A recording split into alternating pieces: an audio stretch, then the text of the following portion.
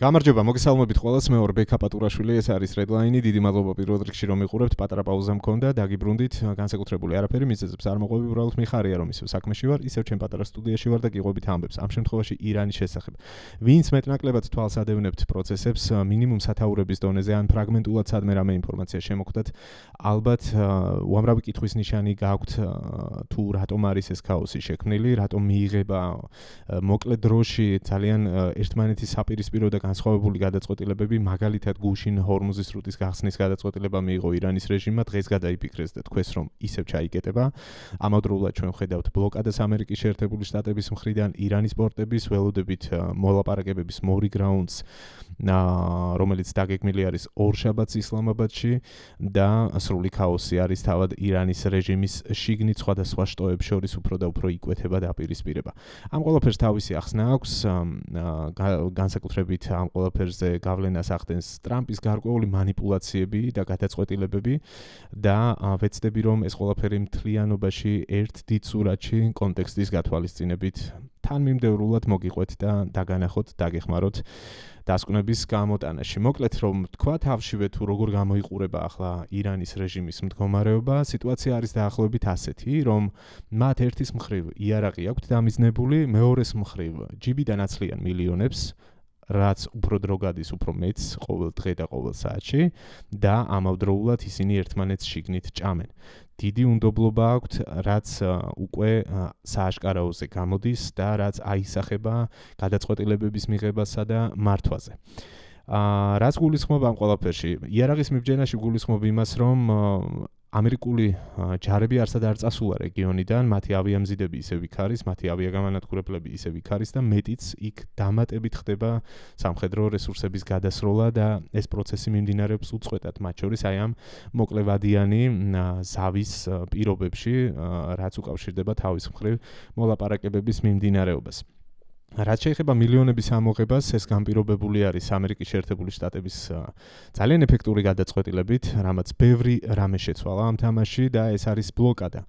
მათ ფაქტობრივად იგივე იარაღი დაუპირისპირეს ირანის რეჟიმს, რითაც თავად აშანტაჟებდნენ დანარჩენ მსოფლიოს. თუ ისინი ბლოკავდნენ ჰორმუზის სრუტეს, საპასუხოდ ამერიკის შეერთებულმა შტატებმა ირანის ყველა პორტი დაბლოკა. არც ერთ გემს არ უშვებენ შიგნით და არც ერთ გემს არ უშვებენ გარეთ.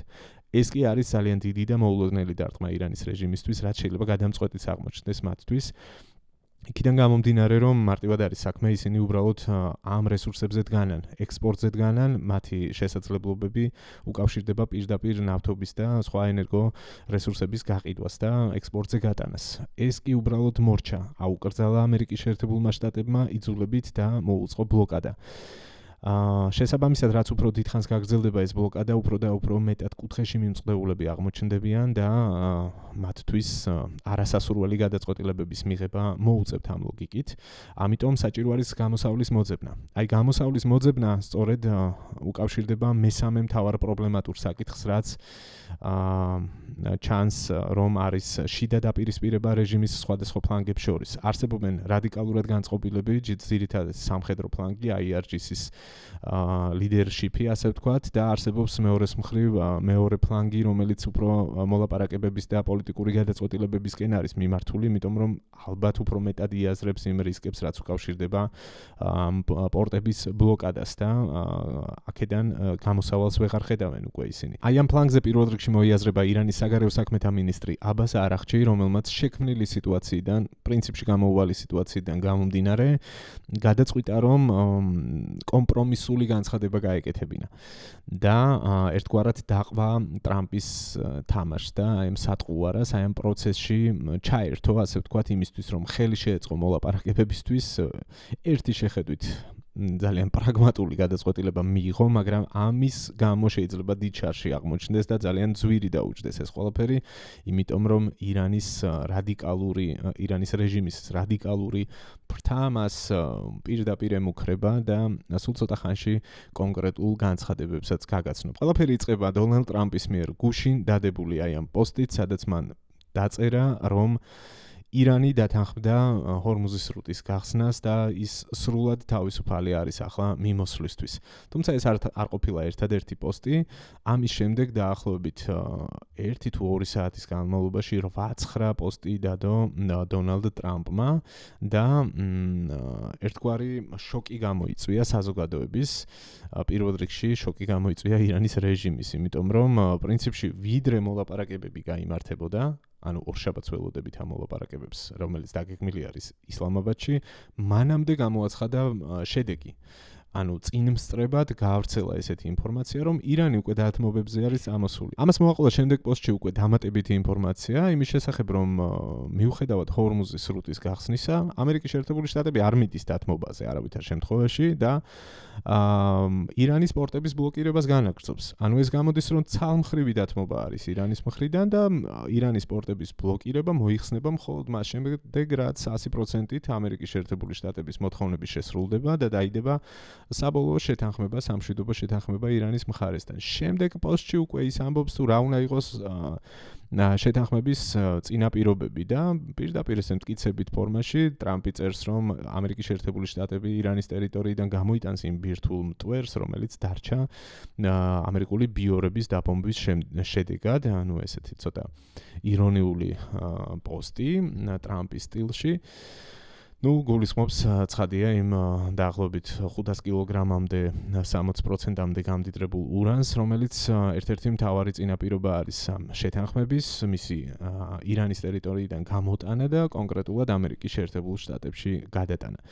შემდეგ უკვე მოიცალა ნატოს წევრი სახელმწიფოების და ამერიკის სხვა პარტნიორების კრიტიკისთვის და მათ ქაღალდის ვეფხვები კიდევ ერთხელ უწოდა, თქვა რომ მას შემდეგ რაც ირანთან ყველაფერი დაალაგა და ეს ჰორმუზის სრუტის ამბავი მოგვარდა, ნატოდან და ნატოს წევრი ქვეყნები დაუკავშირდნენ და დახმარება შესთავაზეს, თუმცა ამბობს რომ არ მჭირდება თქვენი დახმარება, უკვე დაგვიანებულია, მე ისედაც ეს საკითხი მოვაგვარე და მოკლედ ძველი სიმღერა, რაც მანამდეც ეს შანსიც გამოიყენა ერთი სიტყვით, რომ კიდევ ერთხელ დარტყმა მიეყენებინა. ესეთი კამპანია აქვს მას ნატოს წევრი სახელმწიფოების მიმართ. მადლობა გადაუხადა თავის მხრივ საუდის არაბეთს, ყატარს, გაერთიანებულ არაბთა ემირატებს, რეგიონის მოკლედ ქვეყნებს, რომლებიც თანამშრომლობენ ამერიკის შეერთებულ შტატებთან, ასევე მოლაპარაკებებში ჩართულ პაკისტანის მხარეს და აქვე კიდევ ერთი საინტერესო პოსტია, რომ თითქოს ირანმა თავად დაიწყო ჰორმუზის სრუტეში საზღვაო ნაღმების თავისივე ჩაყრილი ამ საზღვაო ნაღმების გაუნებელყოფა ამერიკის შეერთებულ შტატებთან ერთად. მოკლედ, ესეთი საოცარი სურათი დახატა, ხო კიდევ ერთი დეტალი ამ მრავალ პოსტში ის იყო, ერთ-ერთი წინადადება, რომ ეს ამბავი, ანუ ირანის რეჟიმთან შეთანხმების მიღწევა ჰორმუზის სრუტის გახსნაზე არავითარ შემთხვევაში არ უკავშირდება ლიბანს.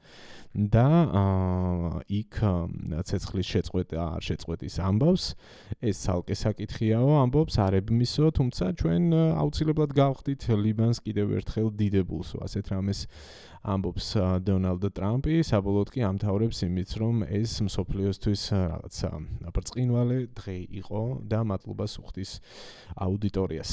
აი ესეთი კორიანტელი დაახლოებით 2 საათში დააყენა დონალდ ტრამპმა, რასაც მალევე მოყვა ჩემს მიერ ხსენებული ირანის საგარეო საქმეთა მინისტრის აბას არაღჩის აი ეს პოსტი, რომელმაც მას ძალიან გაურთულა შემდგომ უკვე საქმე. აი ამ პოსტით აბას არაღჩიმ ფაქტობრივად დაადასტურა, რომ ტრამპის განცხადებები ბლეფი არ არის, რომ ჰორმუზის სრუტე ნამდვილად გაიხსნა და გემების მიმოსვლა არის თავისუფალი, საზღვაო წესების გათვალისწინებით. აქვე გარკვეული განმარტება გააკეთა მან თავშივე, რომ ეს იყო თითქოს შემხვედრი ნაბიჯი ირანის მხრიდან, რომ ეს გადაწყვეტილება უკავშირდებოდა თავის მხრივ შეერთებული შტატებისა და ისრაელის კომპრომისს, რომ ამ მოლაპარაკებების მიმდინარეობის ფარგლებში ვიდრე არის ცეცხლის შეწყვეტა ირანსა და შეერთებულ შტატებს შორის, არც ისრაელმა აღარ დაბომბოს ლიბანში ჰეზბოლას პოზიციები. ანუ ერთი შეხედვით ყველაფერი რიგზეა, ხო? მორჩას მხარები შეთანხმდნენ, მოლაპარაკებებს ველოდებით ორშაბათს ხელს ჩამოართმევენ და სამშვიდობო შეთანხმება დაიდება, მაგრამ არა, ესე არ არის.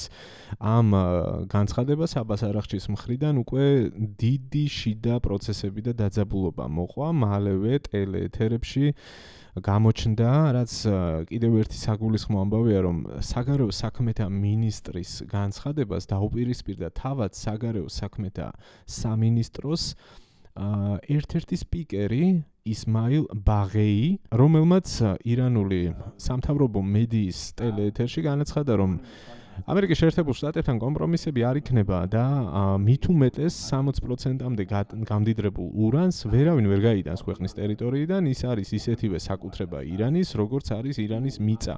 ასეთ რამეს ამბობს ეს კაცი.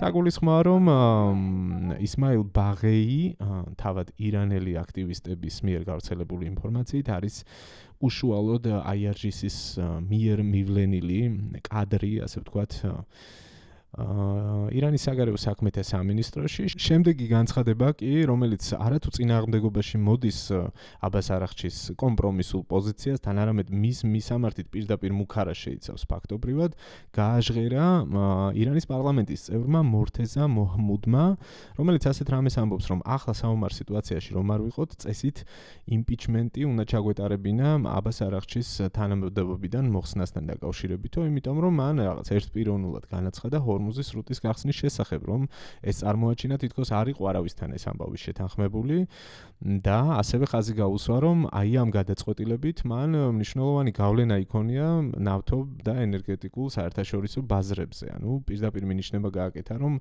ფასების ცვლილება გამოიწვია ამ დათმობით.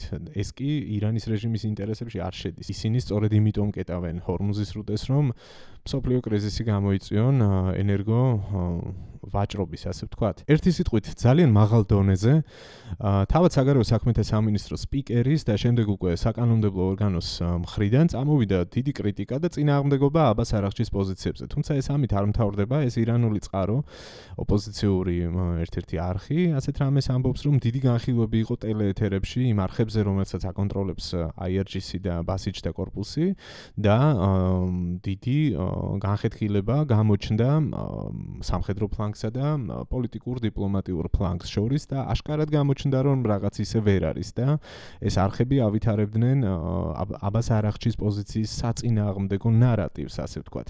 აი ეს მთელი პოლიტიკური ციებ-ცხელება, ერთის მხრივ საგარეო საქმეთა მინისტრის განცხადება, მანამდე ტრამპის პოლიტიკური განცხადებები, შემდეგ უკვე IRGC-ის ფლანგის გამოფხიზლება და წინააღმდეგობის გაწევა პირდაპირ გამოჩნდა უშუალოდ ჰორმუზის სრუტეში და აისახა გემების გადაადგილების მარშრუტზე. მე თქვენ გაჩვენებთ ახლა ძალიან საინტერესო საინფორმაციო გრაფიკას, რომელიც არის, სკრინი არის აღებული ონლაინ ტრეკერიდან, სადაც ჩანს ტანკერების პირდაპირ ონლაინ რეჟიმში გადაადგილება, ასე ვთქვათ, როგორც კი ტრამპის განცხადება იყო, როგორც კი აბას არაღჩის განცხადებამ ეს ამბავი დაადასტურა, რომ ჰორმუზის სრუტე გაიხსნა, მეტი ვის უნდა დაედასტურებინა, ეხლა სერიოზული ამბავია საგარეო საქმეთა მინისტრის განცხადება, მაშინვე აი აქ დააკვირდით, რამდენი ხომალდი დაიძრა ჰორმუზის სრუტის მიმართულებით, იმისთვის რომ გადაეკვეთათ და ნორმალურ რეჟიმში დიდი ხნის მოლოდინის შემდეგ გაეგრძელებინათ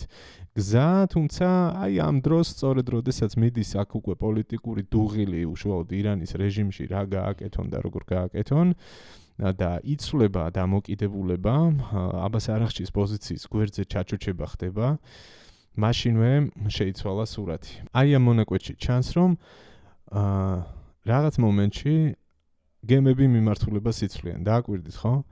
ანუ მოძრაობდნენ აბსოლუტურად სხვა მიმართულებით და ზურგისაკენ პირდაპირ ხდება შემოტრიალება და გემების უკან დაბრუნება. ამ მომენტში მათ მიიღეს ბრძანება, რომ არავითარ შემთხვევაში არ დაეტოვებინათ ჰორმუზის სრუტე და მათ ამის უფლება არ ჰქონდათ და ეს ყველაფერი აშკარაა, რომ გადაწყვიტა უკვე სამხედრო ფლანგმა და ამ პროცესში აღარავინ აღარაფერს აღარ ეკითხებოდა თავად საგარეო საქმეთა მინისტრს. აქ გვაქვს ჩვენ ერთ-ერთი კომერციული ხომალდის ეკიპაჟის წევრების ჩანაწერი, სადაც პირდაპირ ისმის, ეს მომენტი არის გადაღებული, სადაც ისმის როგორ მოუწოდეს ირანელმა დისპეჩერებმა, სპორტის სამსახურის წარმომადგენლებმა, რომ სასწრაფოდ დაბრუნებულიყვნენ დისლოკაციის ადგილზე.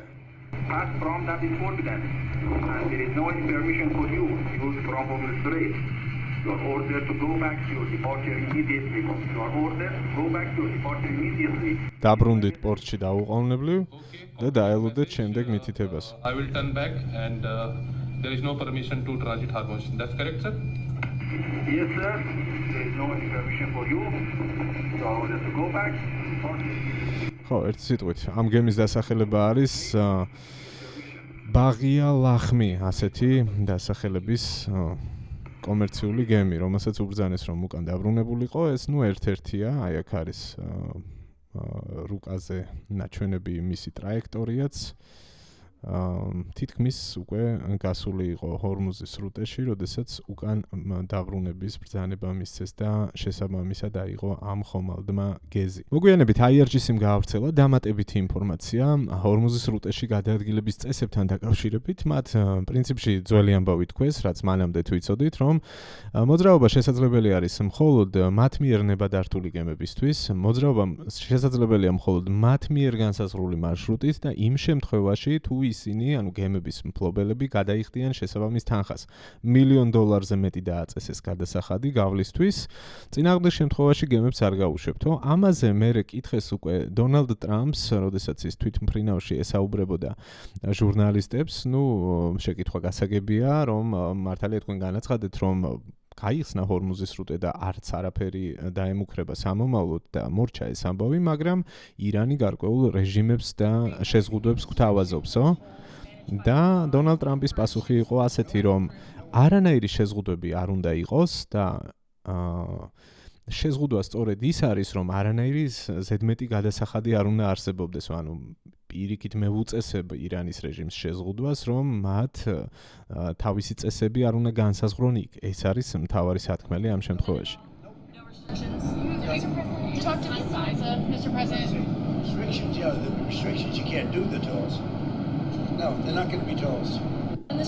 შეზღუდვა სწორედ ის არის, რომ მათ არ დააწესონ დამატებითი გადასახადი. აი ესეთი განცხადება გააკეთა დონალდ ტრამპმა. აქ კიდევ ერთი სკრინი მაქვს, რომელიც ასევე ეხება გემების ონლაინ რეჟიმში გადაადგილებას. ეს უკვე არ არის პირველი ეფექტი, ეს არის უკვე დაახლოებით დღეს დილით გაკეთებული ჩანაწერი, სადაც ჩანს, რომ რამდენიმე გემმა ჰორმუზის სრუტე გაიარა. აი ნახეთ და აკვირდით აი ამ წითელ ისრებს, ანუ რამდენიმე გემს ხედავთ, რომ საპირისპირო მიმართულებით მიდის და რამდენიმე გამოდის, ხო?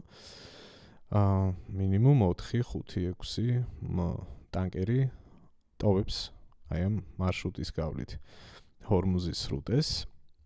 შემდეგ კიდევ ერთი სკრინი მაქვს, სადაც ოდნავ განსხვავებული დრო არის, აქაც არაერთგვაროვანი სურათი ჩანს, გარკვეული ნაწილი ხომალდების მივიდა, დატრიალდა, გარკვეულმა ნაწილმა გაიარა ჰორმუზის სრუტე, როგორც ერთი მიმართულებით, ასევე მეორე მიმართულებით. მოკლედ, რამდენიმე საათის განმავლობაში ეს პროცესი ასე გრძელდებოდა. აქ მე ასევე მაქვს გახსნილი ონლაინ რეჟიმში რუკა, როგორც ხედავთ და შემიძლია რომ აი ამ წუთში რა მდგომარეობა არის, როცა მე ამ ვიდეოს წერ გაჩვენოთ, ანუ ფაქტია რომ გარკვეული გადაადგილებები ამ დროისთვისაც შეიმჩნევა, თუმცა არა იმ სიხშირით როგორც იმ სკრინებში ჩანდა. სხვადასხვა მიმართულებით ხედავთ გემების მოძრაობას. ეს მაგალითად 3 წუთის წინანდელი განახლებული, 4 წუთის, 3 წუთის, მოკლედ ბოლო წუთების განმავლობაში განახლებული გამოსახულება არის. არ ვიცი, აი ამ წითელ ნიშნულებს თუ შევხედავთ, ჩანს რომ თითქოს ამ ზონამდე მივიდნენ და უკან ბრუნდებიან ეს გემები. მწვანეთ მონიშნულს ხედავთ, რომ რამდენიმე გემმა როგორც ჩანს გაიარა ჰორმუზის სრუტე. აქ ყურის ქვეყნების პორტების მიმართულებით მიდიან დიდი ალბათობით, იმიტომ რომ ირანის პორტებში ვერ შევლენ. ხო, და მინიმუმ ერთს ხედავთ, რომ აღებული აქვს გეზი იმისთვის, რომ გავიდეს, ასე ვთქვათ, აი ამ ზონაში და გაიაროს ჰორმუზის სრუტე. არ ვიცი, ნახოთ, როგორ წავა გემების გადაადგილება ბოლო გადაწყვეტილებებზე იქნება დამოკიდებული.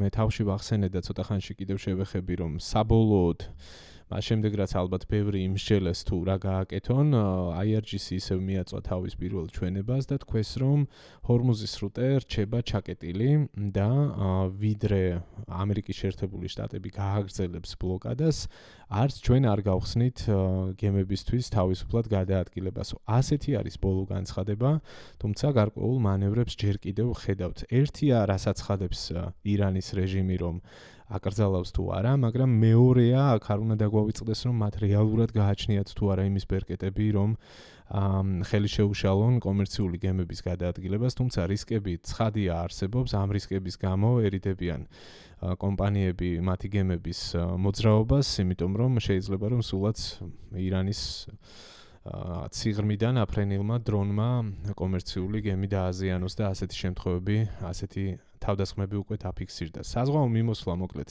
დიდი კითხვის ნიშნის ქვეშ რჩება, მინიმუმ ორ შაბათს მოლაპარაკებების გამართვამდე, თუმცა აი ამ პოლიტიკურმა მანევრებმა უკვე მნიშვნელოვანი გავლენა იქონია, ყოველ შემთხვევაში აი ამ მოკლევადიან მონაკვეთში მსოფლიო ბაზარზე ნავთობის ფასთან მიმართებით. აქ მე გთავაზობთ ახლა ონლაინ რეჟიმში ბოლო მონაცემებს, სადაც მაგალითად ჩანს, რომ -10%-ია, 10-11%-ით შემცირდა ნედლი ნავთობის ფასი ბოლო 15 საათის განმავლობაში სწორედ აი ამ პოლიტიკური სვლების ფონზე. ფაქტია, რომ ტრამპის ამ განცხადებებმა შემდეგ უკვე აბას არაღჩის მხრიდან ჰორმუზის სრუტის გახსნაზე გაკეთებულმა დამატებითმა დადასტურებამ გადაწყვიტა ეს ამბავი და საკმაოდ სოლიდური ცვლილებაა. თითქმის $100-მდე იყო ასული ბარელის ფასი, თუ მეტიც თუ არ მეშლება. ამ შემთხვევაში ჩვენ ვხედავთ, რომ ფასები 10-11%-ით დაკლებულია და სადღაც $83 არის ბარელის ღირებულება, ნავთობის ღირებულება, ნედლი ნავთობის ამ დროისთვის. გავაგრძელოთ, აქ გვაქვს ტრამპის კიდევ ერთი ბოლო განცხადება, სადაც მას გარკვეულწილად ჟურნალისტებმა კითხეს აზრთა სხვადასხვაობაზე, სწორედ აი ირანის რეჟიმის მხრიდან გარკვეულ წინააღმდეგობებზე და უთანხმოებაზე. მან თქვა, რომ ეს არაფერია, რომ კარგად მიდის საქმე, რომ შეთანხმებასთან მხარეები ახლოს არიან, ისევ ამას ჯიუტად იმეორებს ტრამპი და ასევე თქვა, რომ ხაზი გაუსვა კიდევ ერთხელ, რომ ბლოკადა არ მოიხსნება, ანუ ირანის პორტებს ისინი არ მისცემენ მუშაობის შესაძლებლობას მანამდე, ვიდრე მათი მხრიდან ამერიკისთვის ასურველ შეთანხმებას არ მიაღწევენ. And we've done a good job, but we'll see. Talks are going on. It'll go on over the weekend, and a lot of good things are happening. And that includes Lebanon too. Lebanon too. Reporting today that there's still, Iran says there's significant differences. Well, there could be. Let's see what happens. If there are, we'll have to straighten it out, but I don't think there's too many significant differences. On the blockade, Mr. President, what will it take to end the blockade? When the agreement is signed, the blockade ends. As soon as the agreement gets signed, that's when the blockade ends. Did Anthropic have a meeting at the White House? Who? Sir Anthropic? I have no idea. On Cuba, Mr. President, speaking next. ხო, ნუ ეგ იყო. სხვა შორის ტრამპმა ერთ-ერთ ბოლო განცხადებაში ისაც მიანიშნა, რომ საერთოდ არ არის გასაკვირი, რომ რეჟიმის გარკვეული რგოლები ასეთ წინააღმდეგობას გამოხატავენო. მან თითქოს ქვეტექსტი ეს იყო სათქმელის, რომ აბა რა უნდა ქნან, მათ უწევთ, რომ საკუთარ აუდიტორიას გააგონონ ის, რაც მათ სურთ. ანუ აქ მივდივართ იმ საკითხზე, რომ პროპაგანდით ტვინ გამორეცხილ მასას, რომელსაც ჯერა რომ ირანი ამ ომში იმარჯვებს, ჭირდება ძლიერის პოზიციიდან საუბარი. ანუ ამერიკის პრეზიდენტი ამას უშვებს, რომ ეს იყოს რაღაცა მათი მხრიდან პოლიტიკური თამაშის ნაწილი, ვითომ ფეხების ბაკუნი, რომ ამას ვიზავთ, იმას ვიზავთ, რომ ამერიკას მუხლებზე დავაჩოქებთ, დაახლოებით აი ამ ნარატივის შენარჩუნება შიდა მოხმარებისთვის, ისევ რომ საკუთარი ზომბირებული აუდიტორია გამოყვებონ.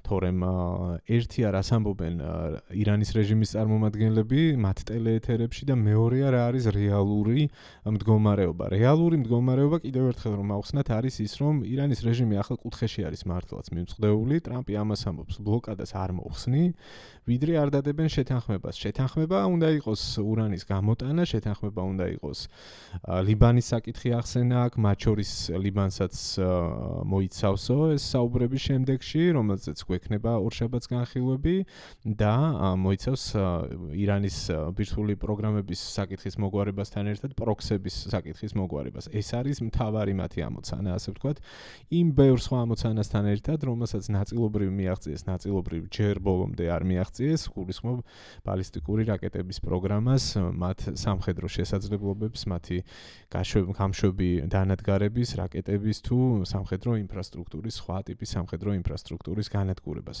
ვახსენე ბლოკადა და აქვე შემოგთავაზებთ, ეს არის უკვე ცენტრალური სარდლობის, ამერიკის შეერთებული შტატების ცენტრალური სარდლობის მიერ მათ გვერდზე გავრცელებული ვიდეო მასალა, ამ შემთხვევაში ამერიკული გემიდან მიმართვა ხდება კომერციული გემის ეკიპაჟზე, რომელიც აპირებს ირანში ერთ-ერთ პორტში შესვლას და მათ მოუწოდებენ, რომ უკან დაბრუნდნენ, შესაბამისად ისაც ემორჩილება. შესვლაზე თუ გამოსვლაზე არ მახსოვს გამოჩნდება. Blue Sky 4, this is US Navy Warship 115. Request you return to original port of call in Iran. How copy? Over.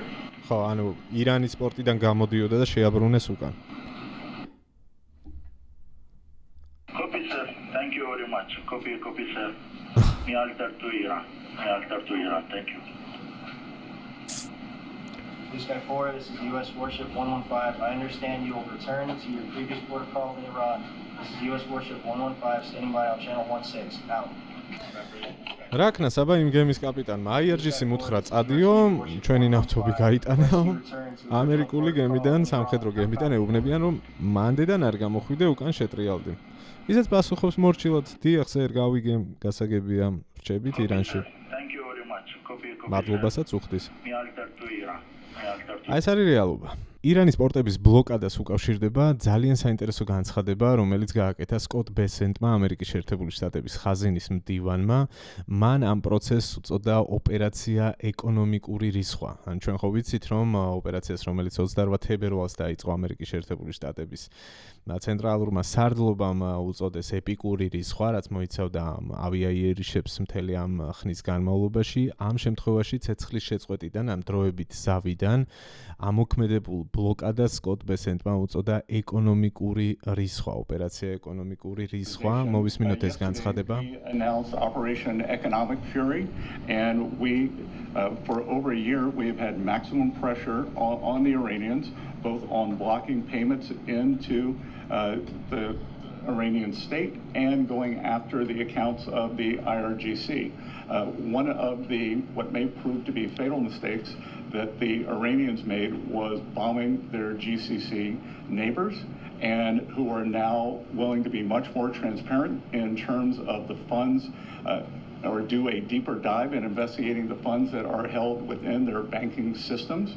So we have pushed out to them the request that we want to freeze more funds of the leadership of the IRGC and any members of Iranian leadership. The other thing that we have done is we have told countries that if you are buying Iranian oil, that if Iranian money is sitting in your banks, we are now willing to apply secondary sanctions, which is a very stern measure, and the Iranians should know that this is going to be the financial equivalent of what we saw in the kinetic activity.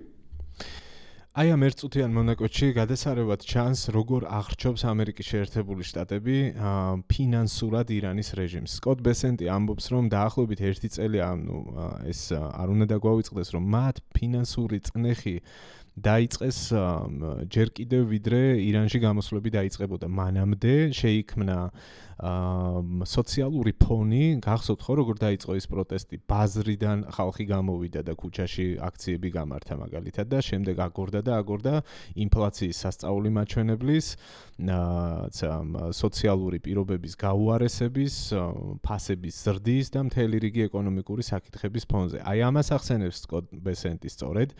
ამ შემთხვევაში ამბობს, რომ კიდევ ერთი მნიშვნელოვანი დეტალი რაც იყო, ირანის რეჟიმმა ძალიან დიდი შეცდომა დაუშვა, როდესაც აი ამ სამხედრო კამპანიის ფარგლებში მათ დაბომბეს მეზობელი სახელმწიფოები. იმიტომ რომ ბესენტის თქმით, ისინი უფრო მეტად მოწადინებული არიან, რომ იყვნენ გამჭვირვალე ირანული რეჟიმის ფინანსების კონტროლის თვალსაზრისით, რომ მათ უფრო საჯარო გახადონ ის ფონდები და ანგარიშები, რომელიც ეკუთვნის პირობითად IRGC-ის წარმომადგენლებს მათ ქვეყნებში და მათ ქალაქებში და მათ ბანკებში, სადმე დუბაიში მაგალითად, ვისაც მილიონები აქვს გადანახული და ამ ყველაფერს გაუყინავენ, ამას ამბობს სკოტ ბესენტი და ამასთან აქ აღნიშნა, რომ ჩვენ ვაფრთხილებთ კომპანიებს და ქვეყნებს, რომ არ ითანამშრომლონ ირანის რეჟიმთან, არ შეიძინონ მათგან ნავთობი პირობითად, იმიტომ რომ ისინი მოექცევენ უკვე მეორადი სანქციების ქვეშ.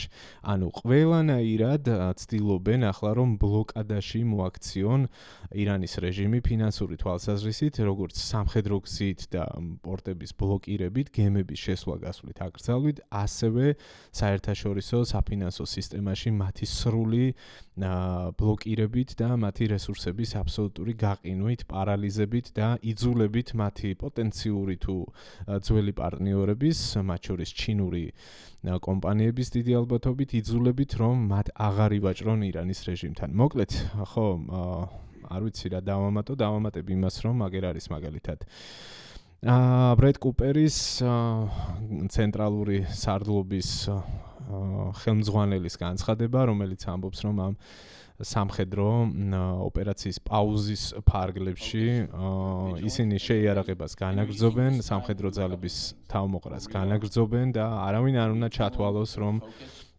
სამხედრო სისტემა, ასე ვთქვათ, მოდუნდა. They're focused, they're vigilant, and they're ready. And they're using this time to do a couple of things. We're rearming.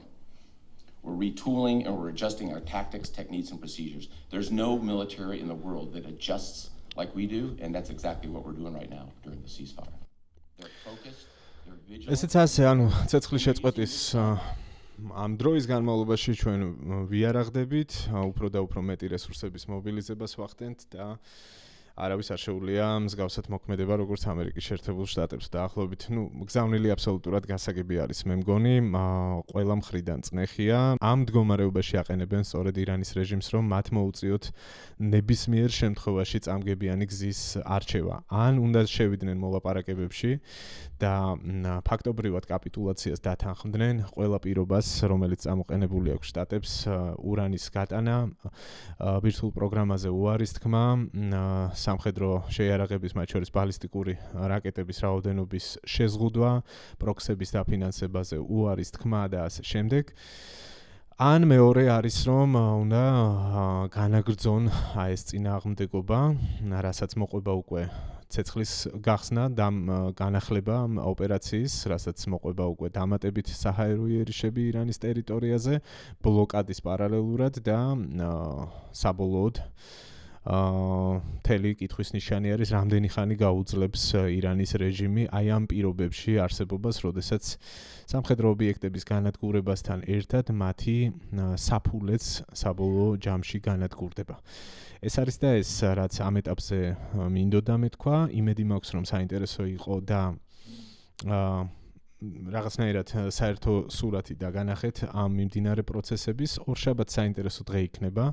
ისლამაბადში დაგეგმილი არის მოლაპარაკებები, ვნახოთ როგორ განვითარდება პროცესი მთლიანობაში. საბოლოო ჯამში იმის თქმა შეიძლება, რომ დღეს და ხვალ ირანში არაფერი არ გადაწყდება, რომც შეთანხმება დადონ ამერიკის შეერთებულმა შტატებმა და ირანის რეჟიმმა სულ რომ კაპიტულაციაზე მართლაც დათანხმდეს ირანი, რაც მე არ მგონია მაინც რომ ორშაბათს რაღაც სამშვიდობო შეთანხმება შედგეს, ეს არის ჩემი აზრი. აი ეს სამხედრო ფლანგი, რომელიც ახლა აბას არაღჩის დაუპირისპირდა, დიდი ალბათობით გადაწონის დიპლომატიურ მცდელობას და საბოლოოდ ეს მოლაპარაკებები შედეგამდე არ მივა. ეს ყოველ შემთხვევაში ჩემი აზრი არის, დაველოდოთ როგორ განვითარდება ამბავი, თუმცა ნებისმიერ შემთხვევაში ამით არ დასრულდება არაფერი.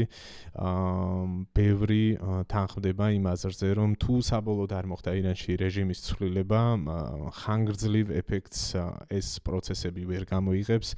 საბოლოო ამოცანა მათ შორის ოფიციალურად გაცხადებული ისრაელის შემთხვევაში სწორედ არის რეჟიმის ცვლილება. ხალხს, რომელიც ირანში ჩართული იყო წინააღმდეგობაში და დიდი მსხვერპლი გაიღო იგივე იანვრის თვეში კვლავ სურს ცვლილება და ისინი ელოდებიან თავის მომენტს ოპოზიციასთან ერთად. შესაბამისად, როდესაც დღეს ხვალ თუ არ ვიცი ერთი თვის შემდეგ რაღაცა ტიპის შეთანხმება შედგება, ამის მერე უკვე უნდა ველოდოთ ახალი ფაზის დაწყებას, რაც უკავშირდება ირანში თავად ხალხის გააქტიურებას, წინააღმდეგობის გაძლიერებას და მორიგ მცდელობას, რომ საბოლოოდ ჩამოშალონ ირანის რეჟიმი, რაც ამ რეჟიმისგან ამ დროისთვის არის დარჩენილი. დიდი მადლობა ყურადღებისთვის. თუ მოგეწონათ ვიდეო დალაიქეთ, დატოვეთ კომენტარებში თქვენი მოსაზრებები. თუ გსურთ რომ ხელი შეუწყოთ ამ არხის განვითარებას და გაფართოვებას, ჩაერთეთ დონაციაში, შესაბამისი მონაცემები მითითებული არის არხის აღწერაში. ურჩიეთ სხვებსაც გააზიარეთ ვიდეო და გამოიწერეთ არხი ხო? ეგ არ დაგვავიწყდეს, გამოიწერეთ თუ არ გაქვთ ამ დრომდე გამოწერილი და ამ დრომდე შემორჩით, ესე იგი საინტერესო იყო თქვენთვის. ნახვამდის დაელოდეთ შემდეგ ეპიზოდს.